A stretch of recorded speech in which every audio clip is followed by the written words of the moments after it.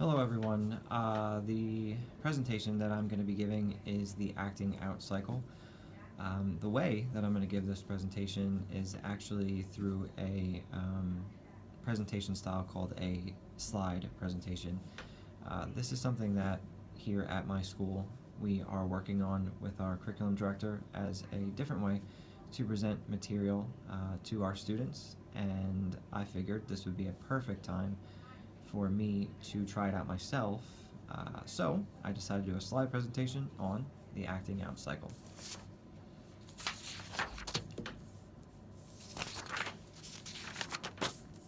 So first of all, before I get into it, this is presented by me, Aaron Kopetsky. A little bit about me before I get into it. I am at Mount Penn Elementary, and I am the assistant principal currently. Before that, I was the dean of students for 2 years, and before I became the dean of students here, I was working as a 4th grade teacher at Lowers Park. I became the ESL classroom grade level teacher towards the end of my time at Lowers Park. So an urban setting, and then a setting that's a little bit more in the middle. We have some urban, suburban. So primarily in urban education is where I've been working.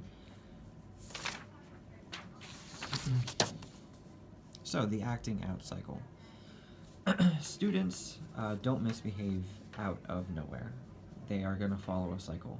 So in this presentation and for the next 10 minutes, I'm going to be talking about that cycle and what it looks like and what we can potentially do to help students not continue through the cycle.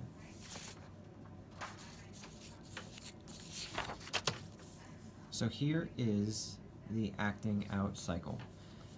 The acting out cycle works with a student over time, and the intensity of their behavior is going to be increasing. So students are going to start very calm, and they're going to be acting as if they normally would be. They're going to be working, they're going to be focused, they're going to be on task.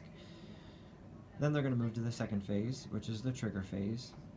And in this phase, this is where something is going to happen that they are going to become upset, become irritated. Something in their environment is going to cause them to begin to change their behavior. Then they move to the third phase, which is the agitation phase. And this is the phase where you're going to actually physically see a change in the students. They're going to move then to 4, the acceleration phase, and this is where the behavior that they're showing is going to begin to intensify.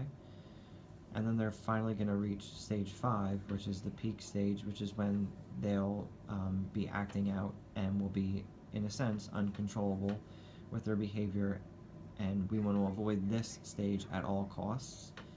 After this peak stage happens, they're going to move to the de-escalation stage, and this is where they're going to begin to calm down, and we can help them to calm down through different strategies, and eventually they will be down to the recovery phase, which is where they're going to be actually back to normal and feeling better and probably attending to their work. Alright, so phase number 1, the calm phase. In the calm phase, it's characterized by goal setting or goal directed. They're cooperative, they're compliant, they're academically engaged. And I have there in bold letters, keep them in this phase, keep them in the calm phase. Keep a good classroom structure outlined in a management plan, explicitly teaching social and behavioral expectations to students, and providing attention to students and positive means for meeting those expectations. So this is kind of like your tier 1 of a school-wide positive behavior program.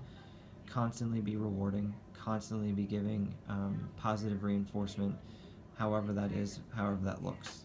But the whole idea is to keep the students calm and attending what they need to, their academics. Now, if a student does move into phase 2, the trigger phase, there's going to be 2 types of triggers that kids could experience. We have the school-based and we have the non-school-based. So for the school-based, these are things that obviously happen in school. So negative interaction with the teacher, negative interaction with the peer, change of schedule, high rate of failure on academic tasks, confusion about an assignment. For non-school based, these are things that unfortunately are a bit more out of our control. So if a student is feeling hungry, if they have a lack of sleep, if they maybe have some ongoing medical problems, or maybe even medical problems that a family member is experiencing, or some kind of a stressful home situation, a family member being arrested or incarcerated could be in this category. So knowing the triggers of a student can help reduce occurrences, and talking to kids is key in this phase. And I would say talking to kids in general is probably a good way to stop all of this from happening. For instance, classroom meetings in the morning, or morning meetings, would be a really good way, or even individual conferences. But communicating and talking to your kids is a really good place to start. So interventions and strategies can be used to help in this phase as well.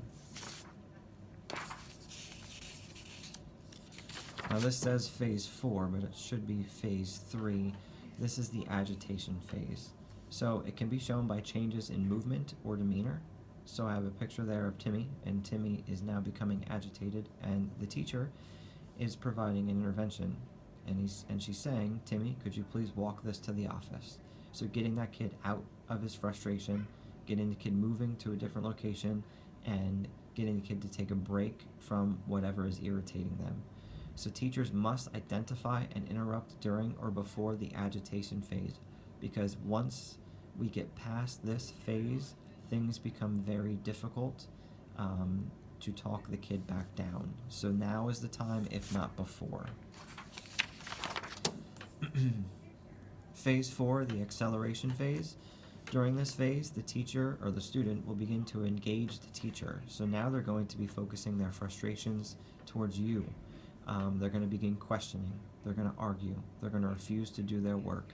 And they might destroy property, but at this point in the acceleration, it would be minor things. So they might be breaking pencils, they might be throwing notebooks, they might be ripping paper. We're not talking about major destruction. So teachers should reinforce the student for partial compliance right now. So if you're in a situation with a student who is beginning to argue, if you get them in your questioning to adhere to any of your directions, that is when you praise even the smallest thing. If they put a pencil down, praise it. So if they begin to do things which aren't what your main goal would be, which is obviously either paying attention or attending to work, that's okay.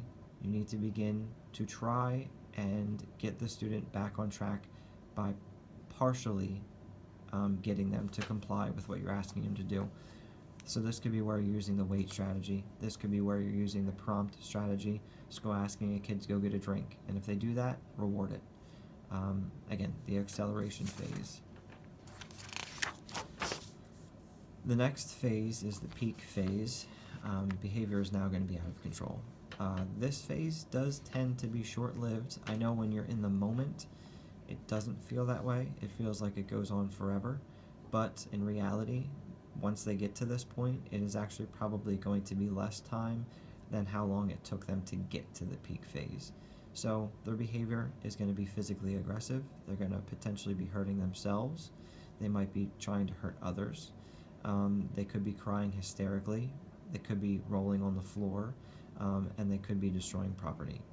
If peak occurs, you must have a plan.